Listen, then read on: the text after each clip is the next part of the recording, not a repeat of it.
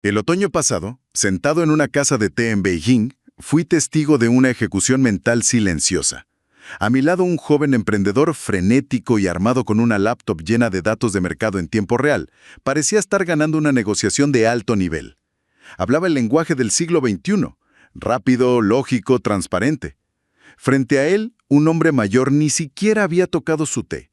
Permanecía inmóvil, observando al joven con una calma inquietante, como un ingeniero que mira una máquina que sabe que está a punto de romperse. Justo cuando el joven llegaba a su conclusión triunfal, el anciano finalmente habló. No rebatió los datos, ni siquiera levantó la voz, simplemente se inclinó y soltó una secuencia rítmica de frases de 4 caracteres. Fue un ataque de precisión quirúrgica. La transformación del joven fue visceral. Su postura segura se desplomó y sus ojos empezaron a moverse erráticamente, con ese gesto específico de quien intenta resolver un problema matemático complejo mientras alguien le grita. En menos de 60 segundos, la luz en su mirada se apagó. No solo estaba perdiendo la discusión, su facultad lógica acababa de sufrir un error de sistema total. Se quedó allí, asintiendo con la vista perdida, mientras sus datos de vanguardia quedaban reducidos a basura frente a un puñado de palabras arcaicas. Lo que presencié no fue un debate tradicional, fue un ataque DDoS lingüístico.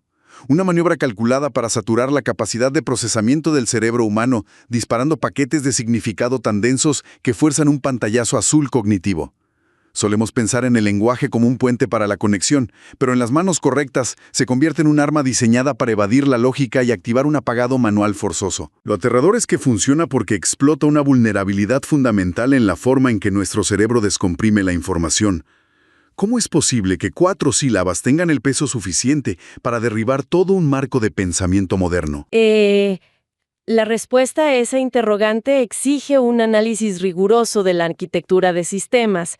Es decir, trasladando el concepto de un ataque de denegación de servicio distribuido, un DDoS, desde la ciberseguridad hacia la neurobiología. Un concepto donde, en una infraestructura digital, no se busca vulnerar contraseñas mediante descifrado. Así es. La metodología es la saturación absoluta. Una red de computadoras subordina e inunda un servidor objetivo con solicitudes de acceso simultáneas. Dado que la capacidad de procesamiento del servidor es finita, el impacto agota los recursos y paraliza el sistema. Indudablemente. Ahora, la equivalencia exacta de este ancho de banda informático en el cerebro humano reside en la memoria de trabajo lógica. Una memoria que es un recurso estrictamente limitado. Por supuesto, el lenguaje cotidiano envía datos a un ritmo secuencial manejable, permite evaluar y formular respuestas sin exceder el umbral computacional. Sin embargo, en el fenómeno de la casa de té se emplearon modismos tradicionales chinos de 4 caracteres, los Chengyu. ¿Qué? Es importante notar, no operan como metáforas convencionales. Claro, funcionan algorítmicamente como paquetes de datos con alta encriptación. Si se evalúa bajo este modelo, la mecánica interna imita la de un archivo .zip, un algoritmo que comprime datos masivos. La precisión de la analogía es total. El Chengyu ejecuta esta hazaña matemática en el plano semántico. Toma narrativas históricas, doctrinas filosóficas complejas y comprime ese volumen en únicamente 4 sílabas. Bajo esta estructura, escuchar una comunicación estándar sería como reproducir un video en flujo continuo. Los datos fluyen sin fricción. Mientras que el despliegue de un Chengyu representa la descarga abrupta de un archivo masivo directamente en el disco duro. Lo que forzaría una descompresión inmediata, deteniendo la totalidad de los procesos cognitivos simultáneos. Y esa detención de procesos, no es una construcción teórica, es un evento fisiológico cuantificable. El peaje neurológico altera la homeostasis del cerebro. En 2023, la revista Neuroimage publicó una investigación midiendo esta carga mediante resonancia magnética funcional. Es imperativo analizar esos datos. ¿Cuáles fueron los marcadores metabólicos específicos? Se registró un salto drástico. Al momento de la descompresión semántica, la actividad de la unidad de procesamiento cerebral pasa de un 15% en reposo, a un 80%. El cerebro se ve obligado a consumir volúmenes masivos de glucosa. Y de energía eléctrica, únicamente para descifrar la naturaleza del estímulo. La mecánica de este desgaste extremo se evidencia al diseccionar un Chenyu, en particular. Keyu Kiyan. Cuya traducción literal sería tallar el bote para encontrar la espada. Así es. Para dotar de significado a la frase, el receptor debe acceder instantáneamente a un registro del período de los reinos combatientes. Se relata la historia de un individuo del estado de Chu. Un sujeto que viaja en un bote por un río de corrientes aceleradas. Claro, y deja caer accidentalmente una valiosa espada al agua. Pero en lugar de sumergirse de inmediato, extrae un cuchillo. Y talla una marca física en el casco de madera justo donde cayó la espada. El bote avanza por varias millas hasta detenerse en la orilla. Es entonces cuando el hombre observa la marca y salta al agua en ese punto. Bajo la expectativa de encontrar su espada reposando en el fondo. Surge una disonancia lógica aquí. Ante una imagen literal tan absurda, ¿por qué la arquitectura cognitiva no desecha simplemente la premisa como un disparate y detiene la conversación? La evitación de ese rechazo recae en una función ejecutiva superior denominada control inhibitorio. ¿El freno de emergencia neurológico? Esencialmente sí. Su activación es imperativa para suprimir activamente la imagen ilógica de tallar la madera. Simultáneamente, el cerebro ejecuta un cálculo de desplazamiento vectorial. Procesando la desconexión física entre el bote en movimiento y la espada estacionaria. Y solo tras finalizar este procesamiento, la mente extrae el significado figurativo. El concepto define una terquedad extrema y la adherencia irracional a métodos obsoletos frente a circunstancias alteradas. Se establece entonces que, sin este control inhibitorio, la mente interpretaría la frase como ininteligible. Sin embargo, es necesario explorar cómo interactúa esta saturación cuando choca contra marcos de pensamiento puramente pragmáticos. La colisión genera fricciones semánticas severas. Se documenta un caso de estudio ilustrativo sobre Shao, un ingeniero de software en Shanghai, cuyo sistema cognitivo operaba bajo los parámetros de eficiencia lógica occidental. Claro, el incidente crítico ocurre cuando Shao prepara una reunión para justificar ante su padre una decisión controversial. La aceptación de un ascenso lucrativo. Que exigía como requisito ineludible traicionar a un amigo de gran estima para la familia. En un marco utilitario, la justificación de tal acto requeriría una argumentación basada exclusivamente en el beneficio empírico. ¿Cuál fue la arquitectura de la presentación del ingeniero? Se fundamentó en una exposición ininterrumpida de 30 minutos, integrando cronogramas, proyecciones de ganancias a largo plazo y análisis de riesgos. Un despliegue matemáticamente impecable. Y totalmente carente de variables emocionales o éticas. Durante la presentación, la respuesta del padre se limitó a un silencio absoluto. Al concluir la media hora, omitió formular refutaciones financieras. Pronunciando únicamente 4 sílabas. Wan An Fui. Es decir, olvidar la gracia y volverse contra la rectitud. ¿Cuál es el mecanismo que provoca el reinicio cognitivo catastrófico en el receptor ante esta intervención? Es fundamentalmente una carga de descompresión forzada. En una fracción de segundo, la mente utilitaria se ve obligada a procesar siglos de folclore. La lealtad confuciana, el honor familiar. Y las filas históricas sobre caídas trágicas de figuras que priorizaron el poder a expensas de sus aliados. El marco lógico de datos de Shao colapsó por completo al enfrentarse a este sistema operativo moral. La premisa es que la lógica transaccional carece del vocabulario y la densidad para defenderse contra el peso aplastante de un archivo comprimido de moralidad. Esto altera la concepción de la agilidad mental en entornos competitivos. El paradigma de la velocidad es refutado por la densidad informativa.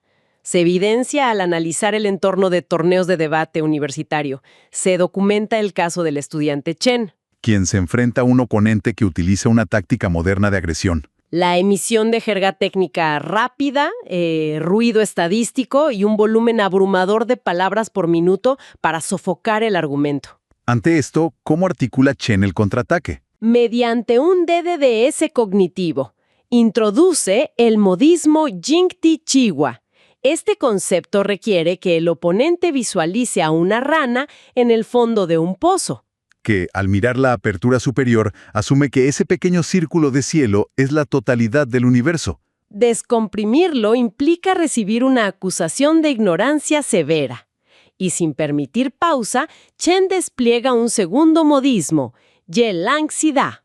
Forzando el procesamiento del antiguo reino de Yelang durante la dinastía Han. Un territorio tan minúsculo, pero cegado por la arrogancia, que su soberano cuestionó si el inmenso imperio Han poseía la misma magnitud que su reino.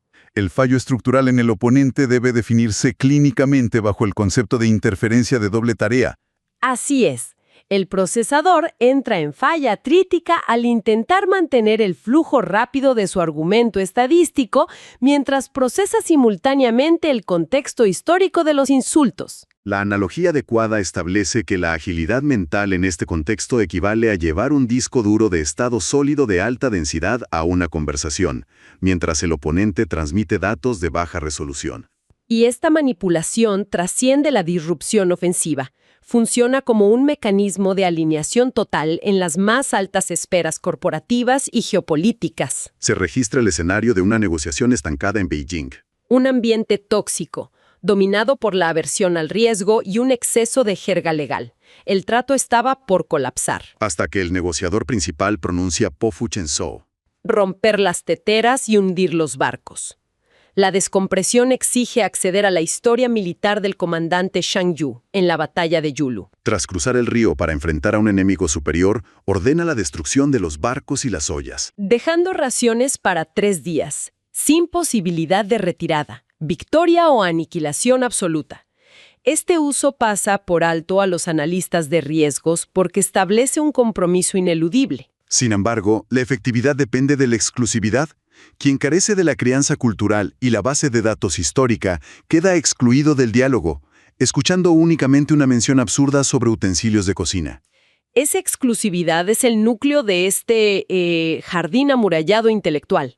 La llave de acceso es la práctica del song, la recitación grupal estructurada de textos clásicos como las analectas. Esto marca un contraste arquitectónico entre los idiomas. Es evidente, el inglés, por ejemplo, es un lenguaje responsable del escritor. La carga de claridad recae en el emisor. El mandarín es un lenguaje responsable del lector. El emisor entrega el paquete de alta densidad y el receptor tiene la obligación de descifrar las capas. ¡Claro! Y la capacidad de comprimir tanta historia en 4 sílabas requiere una infraestructura lingüística radicalmente distinta. Específicamente, la clasificación del mandarín como idioma aislante. Funciona como piezas de Lego rígidas, a diferencia del inglés o el español, que son como arcilla moldeable, con inflexiones y plurales que alteran la palabra.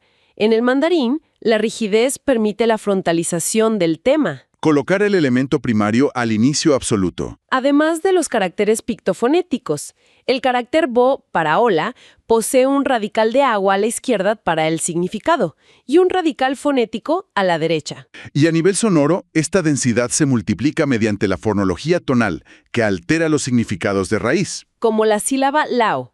En un tono plano y alto denota sacar algo del agua. Un tono ascendente lo transforma en labor física. Un tono descendente-ascendente indica a alguien venerable. Y una caída pronunciada señala la acción de planchar ropa. Todo esto permite estructurar bombardeos destructivos de múltiples modismos. Un ataque de reducción de dimensionalidad. ¿Cuál es la anatomía precisa de un bombardeo de esta magnitud? Se diseña para escalar la presión. Inicia con atrapar el viento y agarrar sombras. Invalidando argumentos por carencia de fundamento. Seguido de, construir un carro a puerta cerrada. Señalando una desconexión severa con la realidad. Luego, conducir al sur para ir al norte. Exponiendo una contradicción metodológica. Trepar a un árbol para buscar peces. Y finalmente, sueños balbuceantes de un tonto. Exigir una definición literal ante esta ráfaga sería la defensa lógica. Sin embargo, el ataque explota la dignidad social y el concepto de salvar las apariencias. Indudablemente, obliga a la víctima al silencio absoluto para no exhibir la desactualización de su biblioteca cultural. Bajo esta dinámica analítica, se observa que la precisión literal de la discusión estadística desaparece por completo. El debate sobre el tema original se abandona para dejar caer el peso acumulativo de milenios de literatura y ética sobre el oponente. La evidencia demuestra objetivamente que los ataques dedos lingüísticos ejercen un poder táctico asombroso sobre la arquitectura neurológica. Sin embargo, el propósito fundamental de una comunicación sostenible no reside únicamente en el dominio cognitivo. Se establece que la fluidez extrema posee la capacidad operativa de alterar la realidad mental del receptor, modificando de forma irreversible la textura del discurso. La asimilación de estos mecanismos convierte a un emisor de datos en un arquitecto de experiencias cognitivas.